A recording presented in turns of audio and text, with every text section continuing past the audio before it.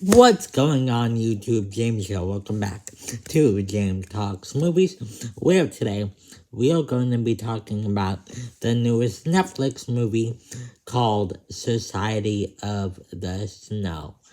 This is the newest big release on Netflix, directed by J.A. Bayona, and is about a group of boys who are on a rugby team that are flying to Chile to compete in a rugby tournament. But sadly, when the plane flies over the Andes Mountains, they get stranded. They crash, the plane crashes, and then they have to survive in the Andes Mountains for at least, I gotta say, over 2 months, or at least 2 months. So yes, guys, that is, basically what this movie's about. And, just before I start this review and tell you what I thought of it, I first want to tell you, like, my background on J.A. Bayona's directing and the movies I've seen from him. He's directed a movie that I've seen before called The Impossible and The Monster Calls, or A Monster Calls, I think it's called. And those films I've only seen once, but those films I do think are good. They're good premises, and they're well told. I'm not gonna say that they're bad at all. I really like them for the kind of stories that they're telling, and I feel like he did a good job with those films. But with those films, especially like The Impossible, it's not one of those movies where I'm like, hey, this is a must watch for people who want to get like enlightened on a true story like this or something like that, because The Impossible is about a true story as well, about a tsunami that happened. So just in that genre, The Impossible is not one that I would recommend to people if they want the most hard-hitting interpretation of a true story, even though I do think that The Impossible does have some pretty hard scenes, and I do think it's worth a watch. You also have A Monster Calls, and that one, for me at least, I thought the premise was cool, but that one did not really hit me on a very emotional level. So, going into this one, I would, when watching the trailer for Society of the Snow, I knew it was going to be a very interesting film, and I had really high hopes for it. It looked like it was very well filmed, very beautiful, and an awesome true story that, at least me personally, I didn't know a lot about. This happened in 1972, so it's and it's not a story that I was familiar with, so I was very excited to check this one out. And yeah, so is this the one that J.A. Bayona impressed me with the most and poured out the most emotions out of me, or is it just one of his other films, like his other films, that really did not, that I thought were at least good at best, but not one that I would like keep revisiting? Let's see.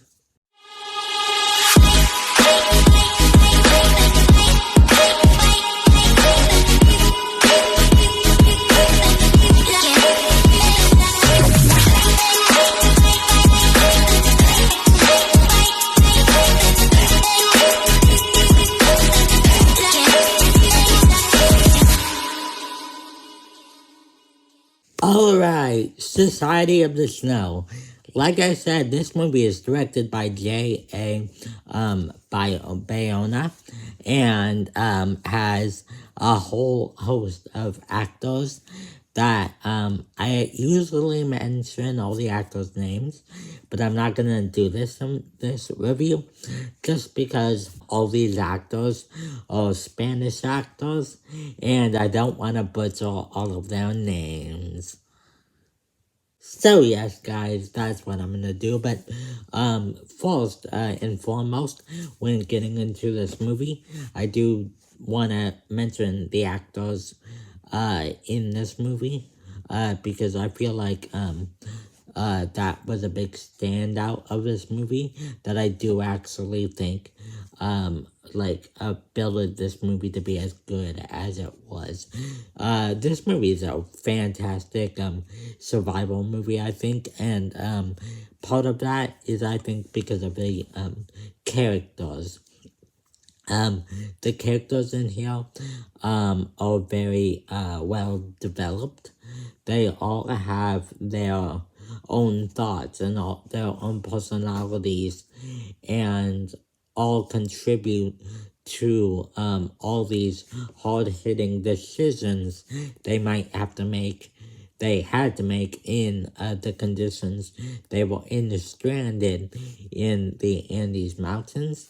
And I feel like this movie is a very well written film in that right, because it's not a movie where you get just this movie, by the way, is almost 2.5 hours. I think it's like 2 hours and 25 minutes. So going into this, you would kind of think there was a little bit of slow moments, and you would kind of be checking your watch to kind of wondering when it's over. But I think this movie does a really good job of keeping your attention, and part of that is it's not a survival movie where it's just like it's this it after like an hour and a half it gets tiring because it's the same kind of stick of them trying to survive and do all this stuff. You get these characters and their conversations and their thought processes and just kind of the ways that they love each other, and you just get to see their relationships and their thought processes and the discussions they had to make to do what they had to do in the mountains that they didn't really want to do.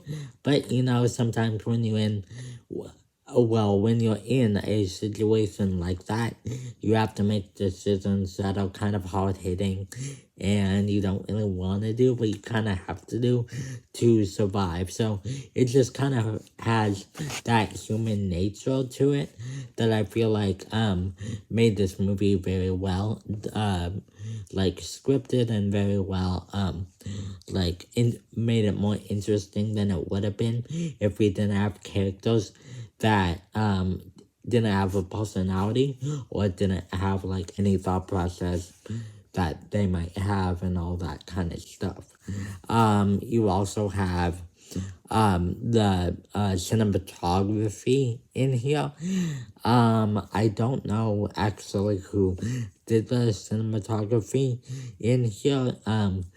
But I feel like Jay Bayona's direction and the cinematography in here was so good. I feel like this is definitely one of the best, will be one of the best shot movies of the year. I know that we are just getting into 2024, and this is literally the first movie I've seen in 2024, but I feel like just the way that J.A. Bayona caught all of the claustrophobic moments and all of the just all of the gory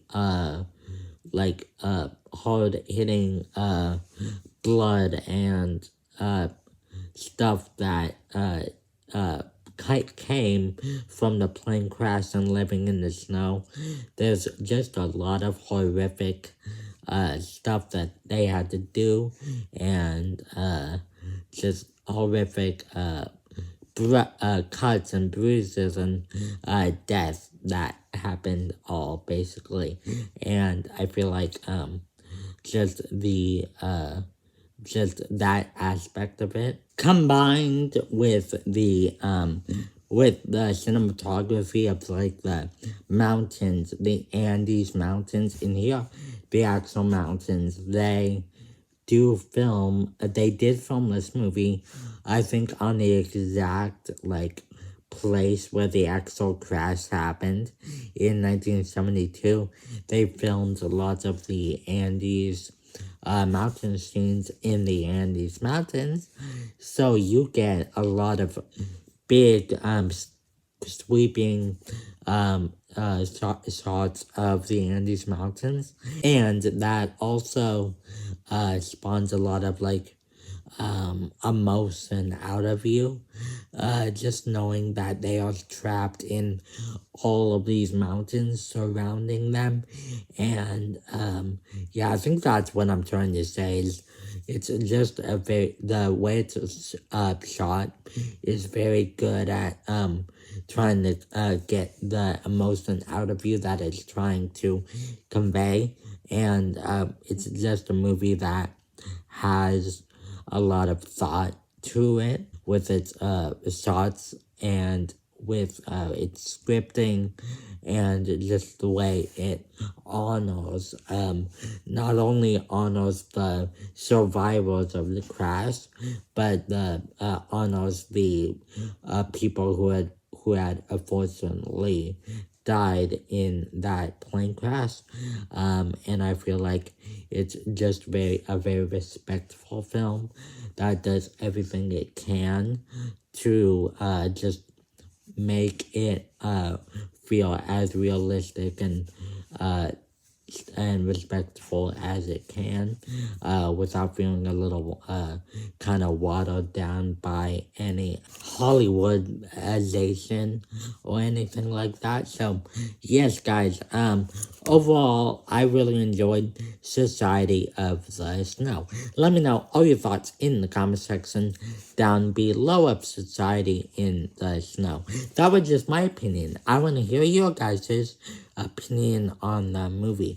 So if you guys like movies like this, survival movies like this, I would love to hear your thoughts on the movie down below. Did you like it like I did?